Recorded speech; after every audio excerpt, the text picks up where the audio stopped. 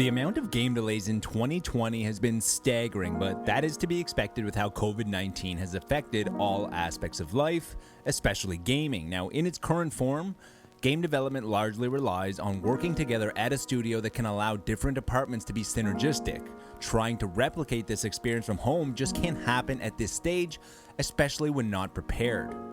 Even though we are only a few months into 2021, there have already been some high-profile delays. Some have been short, like the PlayStation 5 exclusive Returnal, delaying from March 19th to April 30th, and some have been slightly longer, like DeathLoop or Back 4 Blood, getting pushed back a few months, and some have been much longer, indefinite delays, like Gotham Knights and Gran Turismo 7.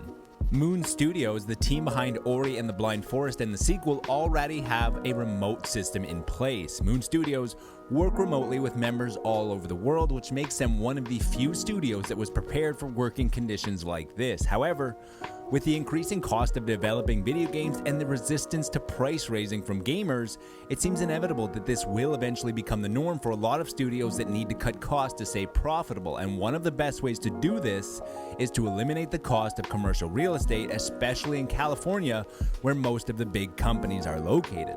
We've all heard the famous Shigeru Miyamoto quote about delayed games by now. A delayed game is eventually good, but a rushed game is forever bad, which sounds pretty accurate, and who better to trust than the creator of some of the greatest video game series ever, including Mario and Zelda. Now, with all the delays that are happening lately, my question is, does delaying a game result in a better end product?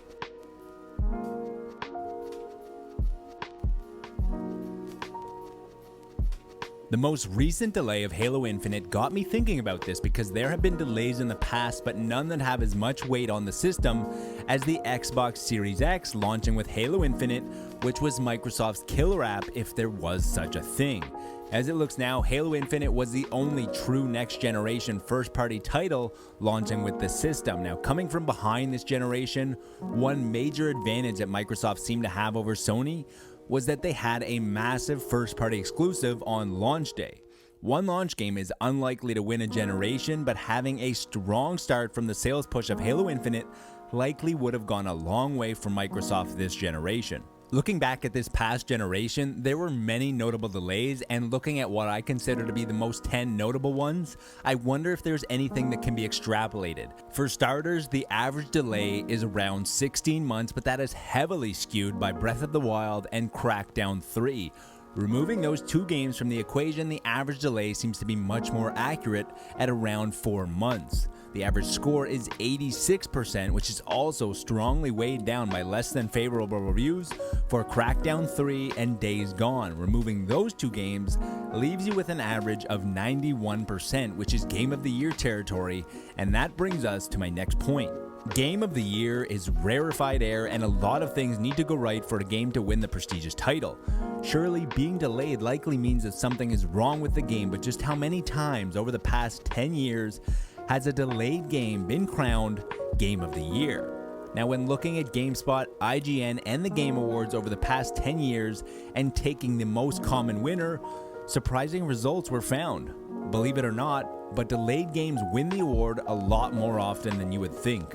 Portal 2, Journey, The Last of Us, Dragon Age Inquisition, Witcher 3, Breath of the Wild, and God of War were all delayed as they round out the list of winners from the past 10 years of gaming. You could easily make an argument for almost any of those games to be crowned the best game of this generation, but what is absolutely crazy is that they were all delayed and likely to the dismay and ire of many gamers. What would the scores been on some of these games had they been shipped without all the extra polish, attention to detail, or with game-breaking bugs? Michael Dowse from Larian Studios talked to Wired about delays, and the answer is greater than you might think. A premature release can impact scores by 10 to 20 points, he said. Now, the difference between 20 points can turn a game from a decent experience that you could easily miss to a once-in-a-generation game or a Game of the Year candidate. How much can 10 to 20 points truly affect a game?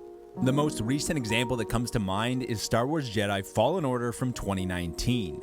Respawn Entertainment released the game mid-November of 2019 and likely could not delay it any further due to EA being a publicly traded company. Fallen Order currently has an average review of 79, and that is likely due to the strong canonical story combined with excellent elements of other genres, including Souls-like combat and Metroid-style exploration. But what it also had were bugs and a lack of polish, and this held it back from being a unanimous choice for Game of the Year. There was a missed opportunity for Fallen Order. Now, if you take the word of a developer, then that would bring Fallen Order from the high 70s to the high 80s or even low 90s. This would easily make it a strong candidate for Game of the Year, especially in a year without a clear choice. From now back to the end of 2010, there have only been 2 games that didn't get delayed that would go on to win Game of the Year. In 2016, Blizzard's Overwatch won the award unanimously. Overwatch was rolled out with many extended beta periods before it was actually fully released in the spring of 2016. It was basically in early access for the good part of a year prior to its release, but nonetheless, it still wasn't publicly delayed. The only other game on the list not to get delayed was Control from Remedy, which was released in 2019 during a year that lacked a clear candidate for Game of the Year. Delaying a game doesn't always turn coal into diamonds, as we have seen numerous delays that have not resulted in a Game of the Year candidate or even a great game. Crackdown 3, Mass Effect Andromeda, and Anthem are just a few games that come to mind of recent memory that didn't release in the way that they had been imagined from the beginning of development. Now, if the quote from Larian Studios is anything to go by, then most of these games would have been scored below 50 if they didn't get delayed. So even in the worst situations where a game doesn't come together as planned, delaying still equates to a better game. Next time your most anticipated game gets delayed, there's no need to get upset or angry, as there are plenty of other games to play. And the bright side of the delay is that there is now a great chance that that game has now become a strong contender for Game of the Year. If you enjoyed this video, then please leave a like, consider subscribing, and let me know in the comments below what game you are looking most forward to that has also been delayed.